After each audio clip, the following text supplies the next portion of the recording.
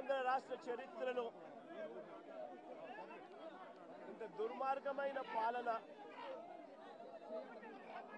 ఇంత అన్యాయమైన పాలన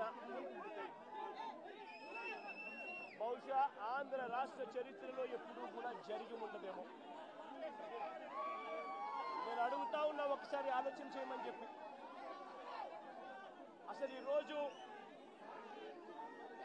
ఒక దళిత మాజీ పార్లమెంటు సభ్యుడు సురేష్ 4వ తారీఖున రాత్రి పూట హైదరాబాద్కు వెళ్ళి సురేష్ను ఒక దళితుడిని, సురేష్ను ఒక ఎక్స్ ఎంపీని అరెస్ట్ చేశారు. నేను అడుగుతా ఉన్న, రాష్ట్రమంతా కూడా వర్షాలతో అతలాకుతలం అవుతా ఉన్న పరిస్థితులు. విజయవాడలో చంద్రబాబు నాయుడు గారి వ్యవహార శైలి వల్ల దాదాపుగా 60 మంది పైచీలకు మనుషులు చనిపోయిన పరిస్థితుల మధ్య చంద్రబాబు నాయుడు గారి ప్రభుత్వం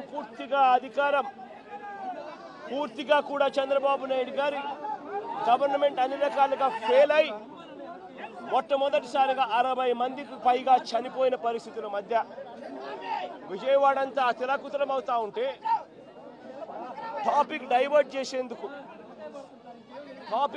చేసేందుకు ఒక దళిత ఎంపీని డిప్యూటీ మేయర్ భర్తను అరెస్ట్ చేస్తారు. అది 4వ తారీఖు రాత్రి. ఎందుకంటే ఇక్కడ చంద్రబాబు నాయుడు గారు పూర్తిగా ఫెయిల్ అయిపోయిన పరిస్థితుల్లో, 60 మంది చనిపోయిన పరిస్థితుల్లో చంద్రబాబు నాయుడు గారి గవర్నెన్స్ ఫెయిలియర్ను దారి మళ్లించేందుకు, డైవర్ట్ చేసేందుకు అరెస్ట్ చేస్తారు.